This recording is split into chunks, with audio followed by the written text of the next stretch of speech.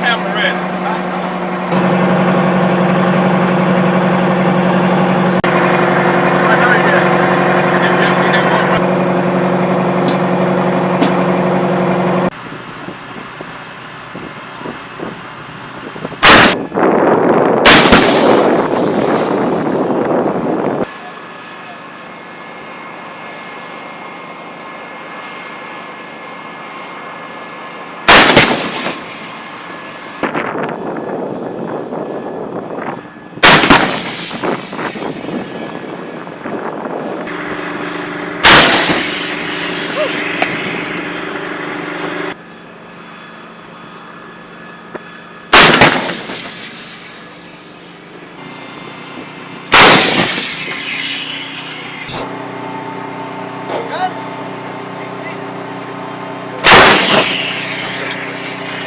Infantry as well as field artillery pieces and engineers.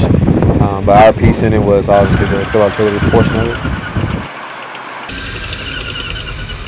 For our mission today, we did HE, high explosive, as well as smoke. So destroying the target and then saturating the area with smoke. It can take anything less than a minute. Less than a minute with a good crew.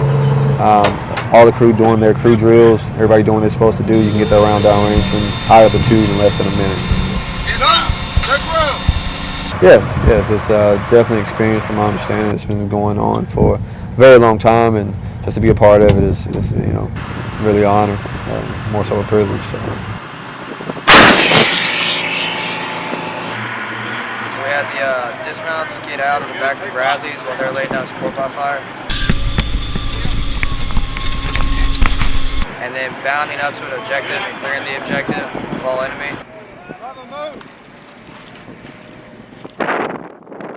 And then getting back online. And then loading back up in the Bradleys to continue the mission.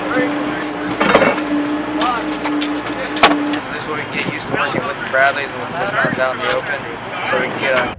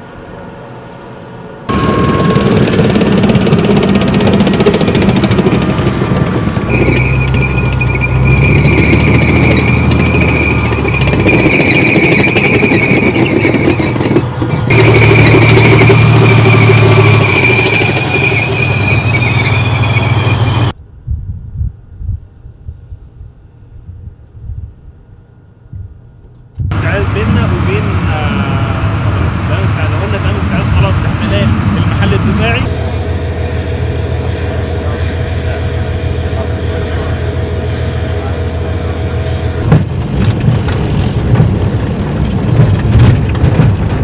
Yeah, that's fine. I think there's plenty of room here. I think they'll go in here. I just think they're going to be up here. Okay. And you'll be forward of them. So it's okay for me to orient more They're going to be like towards kind the of west. behind us. They're going to be exactly where the interpreter is in terms of like, it's going to look weird because we're used to being back and forth between us over the radio to find.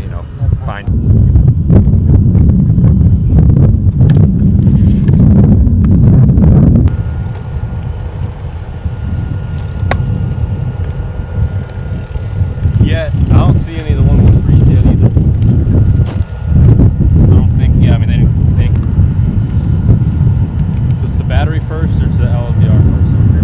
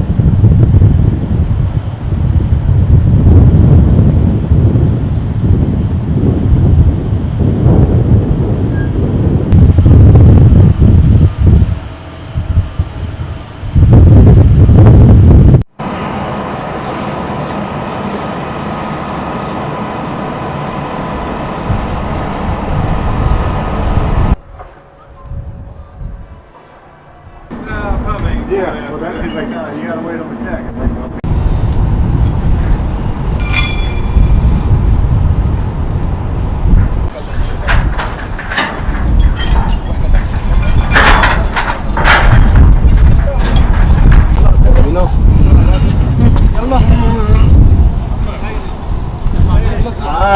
كمان زقه كمان زقه اهي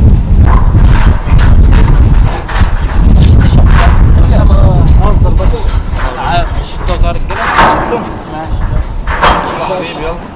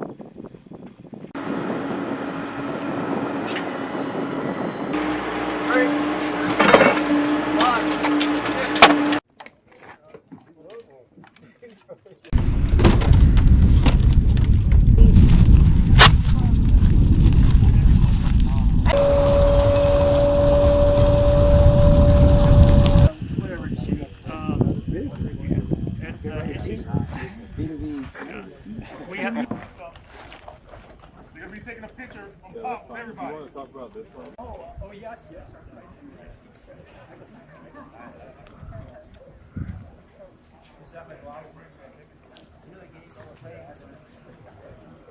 For dose on your radiological.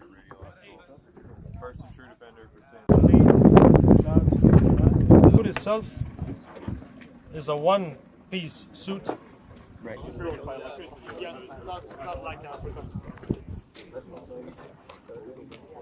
Are you guys familiar with all of this equipment here?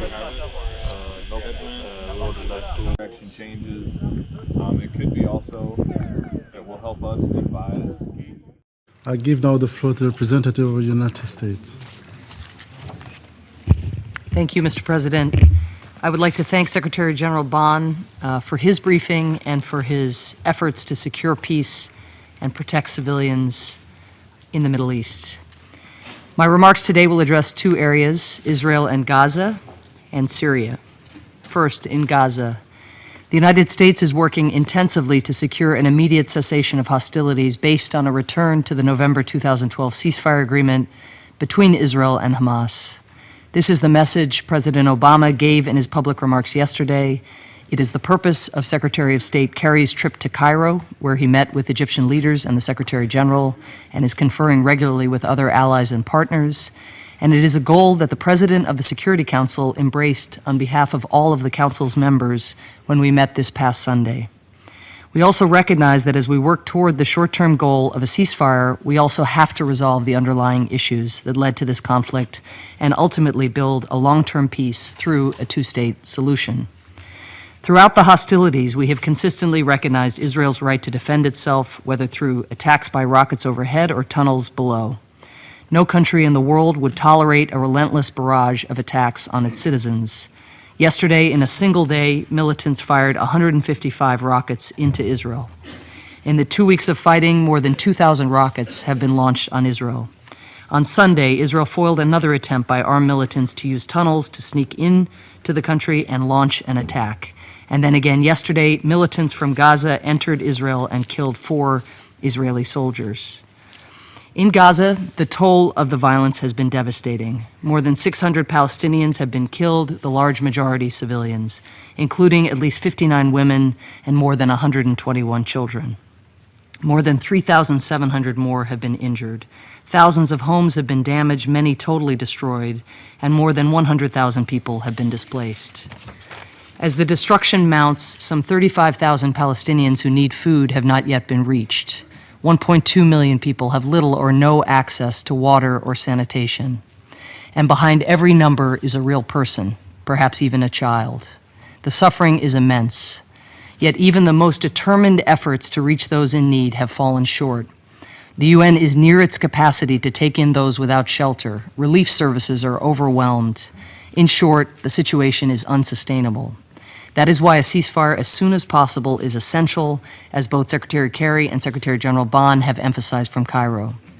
When we convened on Sunday, the Council President expressed our shared concern about the growing number of casualties and underscored the need to protect civilians.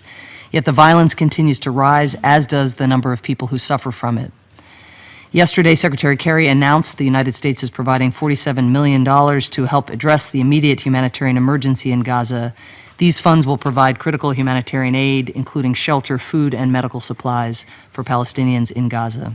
And we encourage all of our partners in the international community to respond to the humanitarian needs of the people in Gaza and the appeal issued by the United Nations.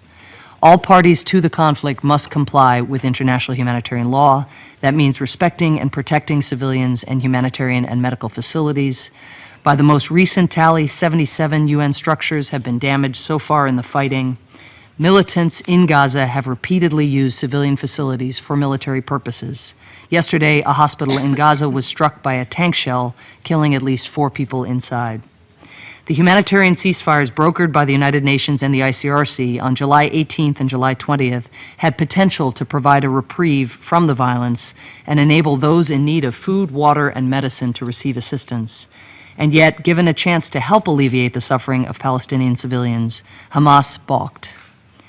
During both ceasefires, rockets and mortars were launched from Gaza at Israel, and Hamas has so far refused to agree to an Egyptian-brokered ceasefire which could halt the fighting and ease the suffering of innocent people on both sides. The United States supports Egypt's initiative. As grave as the situation is now, and it is indeed grave, it can get worse. If the fighting persists, it will. Humanitarian conditions will continue to deteriorate, more civilians will suffer, and more innocent lives will be lost. The only solution is an immediate ceasefire. This could not be more urgent or more important given the devastating consequences of the violence for civilian populations. That is why the United States will not rest until a ceasefire is achieved and the underlying issues fueling the conflict are addressed. On Syria, last week we adopted a resolution in an effort to address the humanitarian devastation and suffering of the Syrian people. UN humanitarian agencies will be delivering humanitarian assistance through 4 additional border crossings and across conflict lines without the approval of the Syrian regime.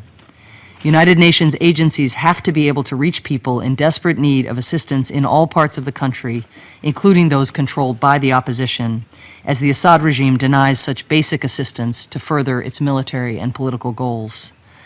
We hope it will make a difference in the lives of several million Syrians who have been without food, medicine, and other forms of assistance for more than a year. As this Council is well aware, the resolution was necessary because of the regime's cynical use of starve or surrender tactics and other deliberate strategies to deprive and punish people, particularly those living in contested and opposition-controlled areas. The denial of basic humanitarian aid continues to be one of the deadly weapons in the Assad regime's deadly arsenal. Among the others, chemical and conventional weapons, including air power, tanks, mines, and snipers. We have seen the devastation inflicted when the regime unleashes this arsenal on innocent civilians, as it did in Homs. In recent weeks, we have once again watched in horror as the Assad regime exercises a stranglehold on the people of Aleppo. Roughly 500,000 Syrians remain in the city, which has been encircled and slowly asphyxiated by Assad's forces, which have obstructed the flow of basic humanitarian assistance such as food, water, and medicine. In addition, the regime has dropped roughly 15 to 20 barrel bombs a day on the city and a similar number on the suburbs surrounding it. As disturbing as the absolute number of bombs dropped is when and where they have been dropped. People in the Aleppo Provincial Council report that the regime has increasingly concentrated its bombings at the time of day when Muslims are breaking their daily fast, or iftar, and they have chosen to target the places where people are most likely to congregate. This is obscene. So the Assad regime has taken Islam's holiest month and used it to calibrate its bombing runs. It has taken advantage of people's rituals of faith to maximize suffering. Even by the horrific bar that this regime has set, the malevolence of this pattern is shocking. And Aleppo is not the only place Assad is using this tactic. In Yarmouk, UNRWA was only recently allowed to resume distributing food and other aid to Palestinian refugees after several months of being denied access by the regime. Anyone who has seen photos of the Yarmouk refugees knows that this population's survival hangs by a thread. We are monitoring the situation there in Aleppo and in other sites closely, and we call on the regime to fully implement Resolution 2139 and to comply with its obligations under Resolutions 2139 and 2165, as well as its basic obligations under international humanitarian law and human rights law. This is a snapshot of two places in the home of the worst humanitarian crisis in the world. Yet as the cases of Aleppo and Yarmouk demonstrate, these humanitarian problems stem from a political crisis and the barbaric tactics of a regime that has lost the legitimacy to lead. Fixing that crisis will ultimately demand a political solution that Syrians can embrace. To this end, we welcome newly appointed Special Envoy for Syria, Staffan de Mistura, and Deputy Envoy Ramzi Ezzaldine Ramzi. They have agreed to take on the daunting task of providing good offices toward bringing an end to the violence and human rights violations that plague Syria and promoting a peaceful solution to this long-standing crisis. They have our full support. Thank you. I thank the representative of the United States for her statement. I give now